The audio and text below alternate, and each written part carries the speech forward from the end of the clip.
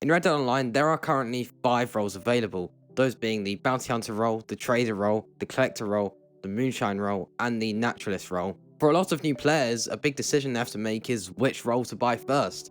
In this video, we're going to be going over why the Bounty Hunter role is the role you should buy first in Red Dead Online. But before we do get into all of that, be sure to like, subscribe, and hit that notification bell so you never miss any content just like this. So, getting back into the video. Frontier Pursuits in September 2019 introduced the Trader, Collector, and Bounty Hunter role, which we'll be looking at today. Before getting into the Bounty Hunter role, let's have a quick look at the other roles. The Trader role involves hunting, collecting up those animal parts, and then making a sale later on. This rewards you with cash. The Collector role involves going around the Red Dead Online map and collecting collectibles to then sell to Madam Nazar, and this also only rewards you with cash. With the Naturalist role, you sell sets of animal samples to Harriet, and this only rewards you with cash. Finally, with the Moonshine role, you begin making moonshine and then sell that. This only rewards you with cash, and if you would like a video on the Moonshine role, check out the link in the description. So, whilst I went through that, did you notice something? Yeah, all of these roles only award cash. And with the Bounty Hunter role, you actually get gold on top of cash.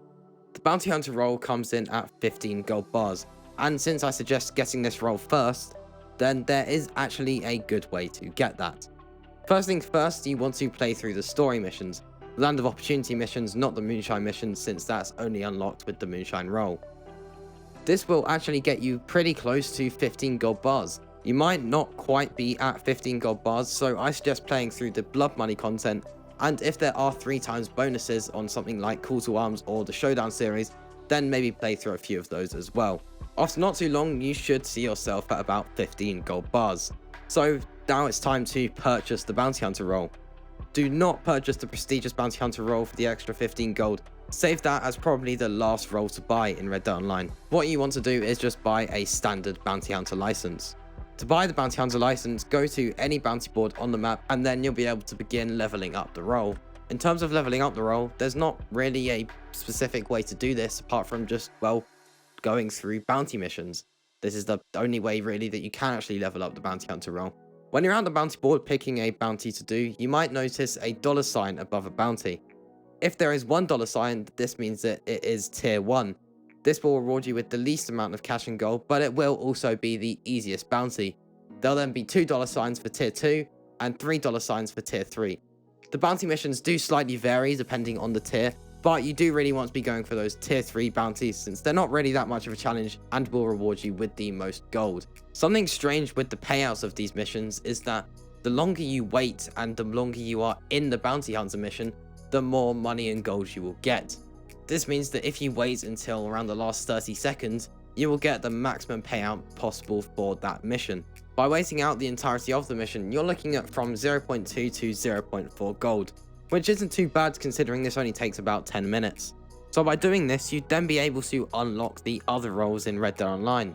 To make your gold making methods even more efficient, once you have reached level 10 in the Bounty Hunter role, I do suggest buying that Bounty Hunter wagon. This really will be efficient for those 3-tier 6-person bounties. You'll just be able to chuck all 6 bounties into the wagon and then deliver it with ease. This will save you having to get other people to help you, or even you'll be having to go back and forth between the mission. On the screen now, you can see a Bounty Hunter toolkit that I made a while ago. This should help with the basics of the Bounty Hunter role. If I ever make something like this, it'll be posted on my Twitter, so be sure to go and follow me there with the link in the description. On this toolkit, there's some information that you might actually find pretty useful. As you can see, if you wait until the last 30 seconds of the mission, you will get the maximum payout, which we have already been through, and legendary bounties have a 30-minute cooldown.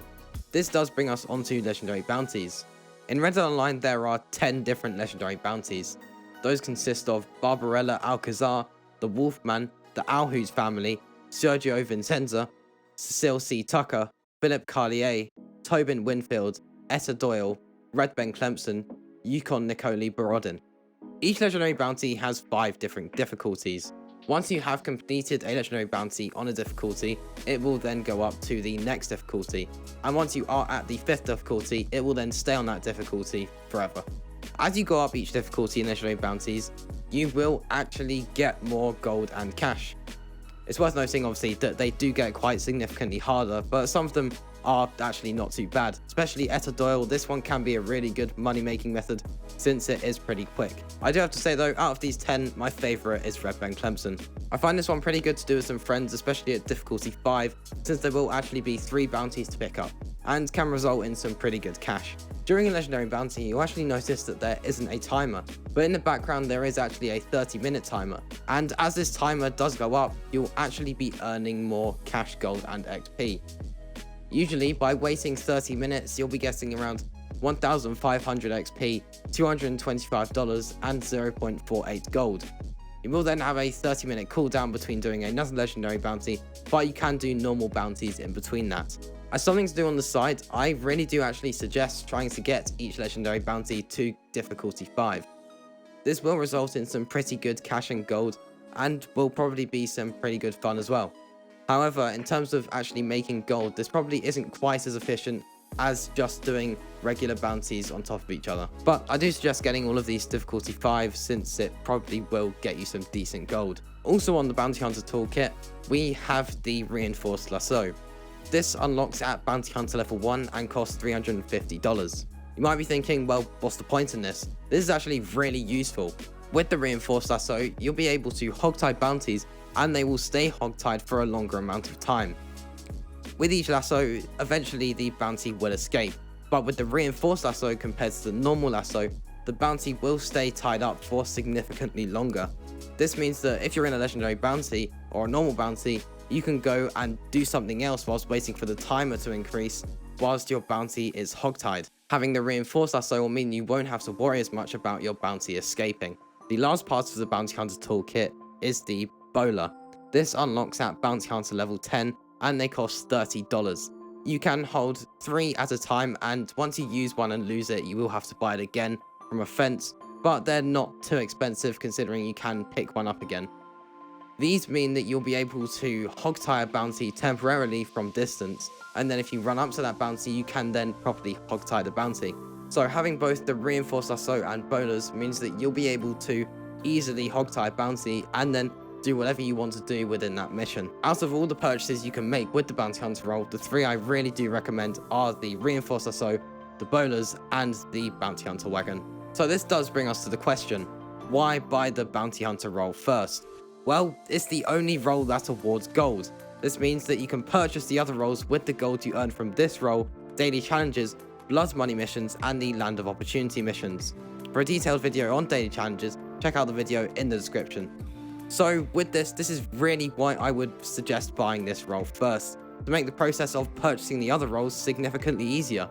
With the gold you earn from all of this, you'll find that it will actually be much easier purchasing the other roles. Say you were to buy the trader role first, then you'll find it significantly harder to purchase the other roles since you won't actually be making as much gold, simply because you won't have the income of gold from completing Bounty Hunter missions. So hopefully now, if you're just starting out in Red Dead Online, you'll know which role to buy first, and hopefully this will get you much more gold. That does just about wrap up things here. Comment down below if you have any content ideas for the future, and which role is your favourite in Red Dead Online. Be sure to like, subscribe, and hit the notification bell. I'll see you in the next one. Peace.